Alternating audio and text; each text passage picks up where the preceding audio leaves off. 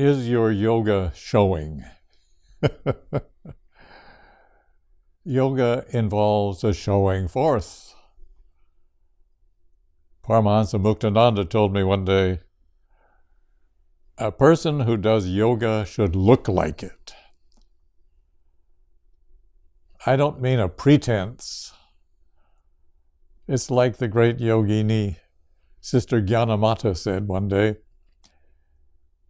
and wrote down, it's not the way a person glows in meditation, but the way he or she looks in the kitchen that counts.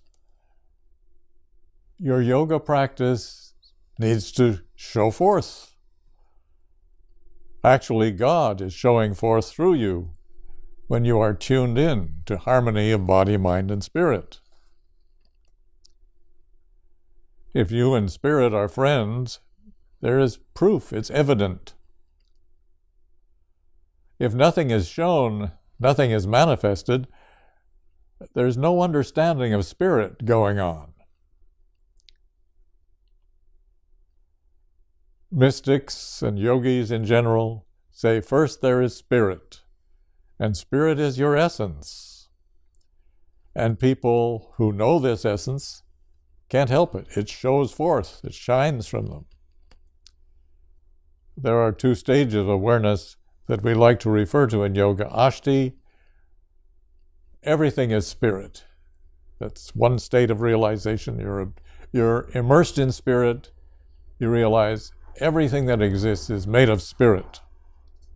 That's called Ashti, A-S-T-I.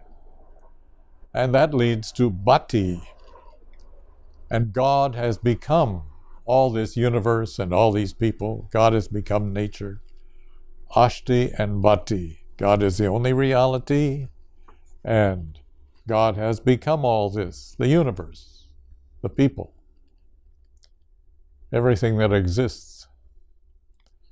Living in this kind of awareness shines from you, glows from you, not necessarily like a bright light, but just a subtle, beautiful presence of spirit that is emanating through you, not blocked by you, but coming through you. And in metaphysics, we say your understanding of spirit is your foundation from which you practice life and practice healing or practice growing spiritually. How wonderful it would be for all people to be aware of spirit and have this foundation of spirit and shine forth. You live in and you manifest your understanding. Is spirit your foundation? One of my favorite metaphysicians, Herbert Eustace, says, it is spirit, this foundation back of your words, that must be discovered. Your essence in back of your words, in back of your form. Your thought must be anchored to the one mind. Yes, you have local consciousness in your skull and in your body, but there is also a vast consciousness that you find yourself entering into as you grow spiritually. Spiritual understanding comes from deep within you, outward. You also feel spirit in your heart and in your love, humanity, compassion. You feel in your heart God is the one and only consciousness, and you're enjoying part of that vast consciousness in your local life. For advanced prayer work, you recognize that what you're dealing with is spirit and consciousness. And when it comes to problems, there are tie-ups or blockages in this consciousness that you know more and more. So if there's an illness, that's also some kind of error or blockage or tie-up in one's consciousness. So, in dealing with the world and its problems and challenges, and if you're praying, you think, there's a state of consciousness which is wounded or at war, in this vast consciousness, in this energy and spirit, we work. We seek to elevate the level of consciousness and deal with storms in the consciousness. So, metaphysically, Herbert Eustace and many others say, you must find and see or visualize or understand the problem or the sickness or the enemy, the foe, as a form of consciousness. And then tying yourself into the vast awareness, the vast, loving, powerful consciousness, you deal with that error or storm that's going on in consciousness. Think in terms of spirit and consciousness. Consciousness, your awareness. So always reduce everything that presents itself to you. This is from Eustace. Cancer, tuberculosis, financial problems, foes, obstacles. Think of this as something going on within a vast consciousness, and tune in with that vast consciousness and deal with the illness or the storm. With as much understanding as you have, be aware. Spirit, infinite intelligence, is present everywhere, omnipresent. And the one Spirit everywhere is the healer that is going to operate on. It's going to dissolve, diminish, heal, overcome. The one mind, the one consciousness deals with these different localities where the consciousness is in error or blocked or hurting. It is mind, it is spirit, and nothing else that destroys all error. That's what works. In the view of mystics throughout the ages, in the view of metaphysicians, in the view of yogis, it is mind, nothing else, that destroys all error. The more you understand this, the more Spirit will express through you and help people and love people.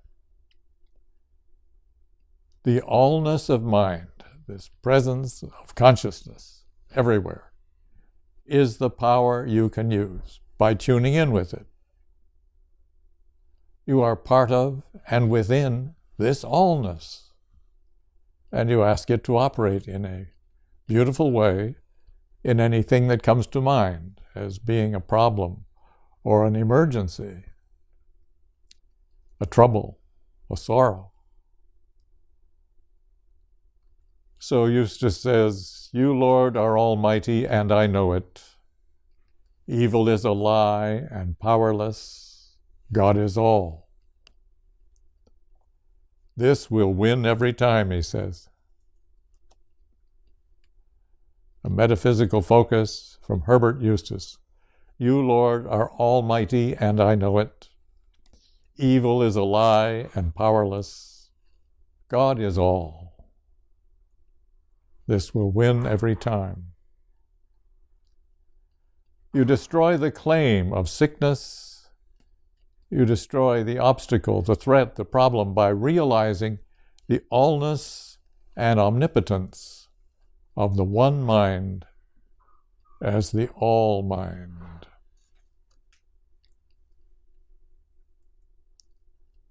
Why don't we just practice this? Why don't we take a minute and I'll say it again. It's so powerful, so wonderful.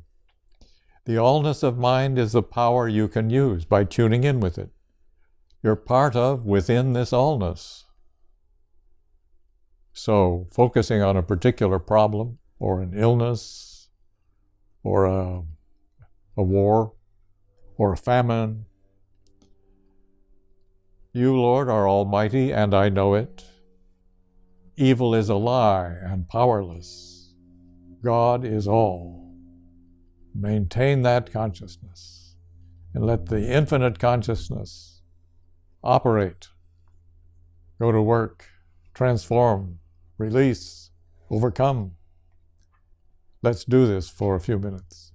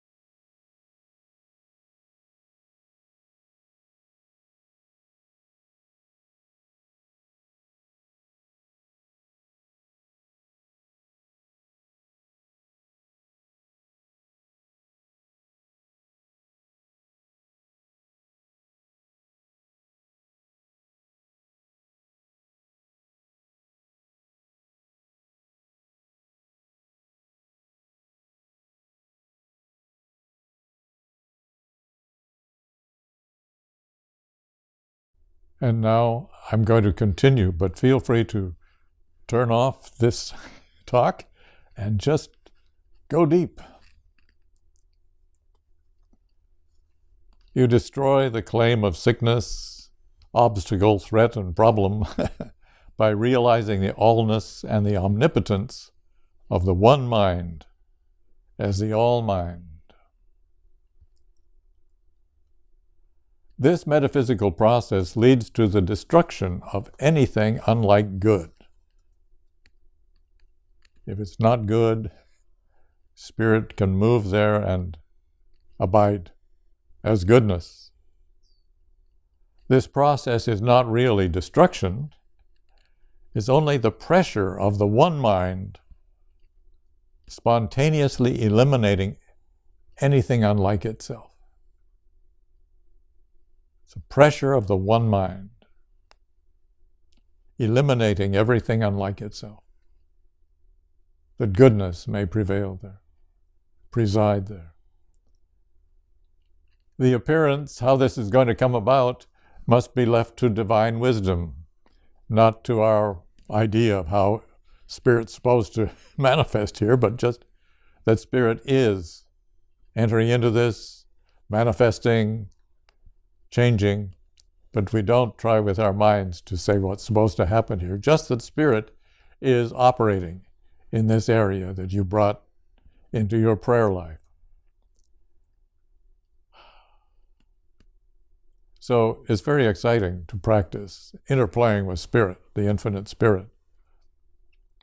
Living with obedience to truth gives you power and strength. If you're in error and presiding, maintaining your error, error induces loss of power. You get weaker and weaker and less able to have a wonderful life and be of help to others. Another big point from Mr. Eustace. I spent a year studying his work because I think it's so beautiful. He says, and this is an important point, understanding or realization is the goal. With understanding, it is impossible to escape health and prosperity. If you can just have this understanding of Spirit and the one mind moving and operating, in your life or in any particular locale. Your health and wealth are based on what you understand of spirit. When you're in seeming danger, turn to God's nature as your vast mind, and there you will find the truth and allow the truth to express. The one mind reigns. So it is the understanding of mind and spirit. Spirit, the infinite essence, gives consciousness. It is the understanding of mind, this vast consciousness, and the localized consciousness, which is part of the vast consciousness. It is the understanding of mind and nothing else that destroys all error. The cure, the resolution, comes in the realization of the allness and the omnipresence of the one Spirit. You couldn't say that better. He is so eloquent. So in general, what's the remedy? The remedy is to base everything on a spiritual awareness. Spirit as the essence, spirit as the one causation that created this universe. And where ignorance or darkness or superstition, prejudice comes in, you feel spirit moving into that and transforming it. The remedy is to base all on spirit, the one causation. And starting from spirit, there you find joy and happiness that lasts. Similarly, in your prayer work for humanity, know that Russia, China, North Korea, Syria are simply states of consciousness. And you tune in with the infinite consciousness and ask it to move and express in these areas where the consciousness is troubled, ignorant.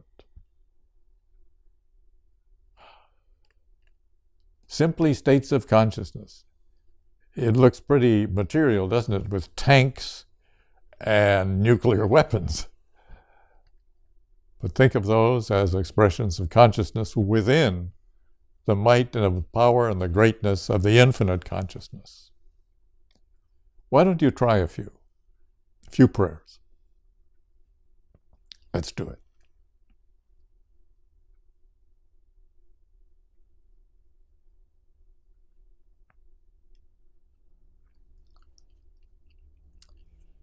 So, my friend, is your yoga showing?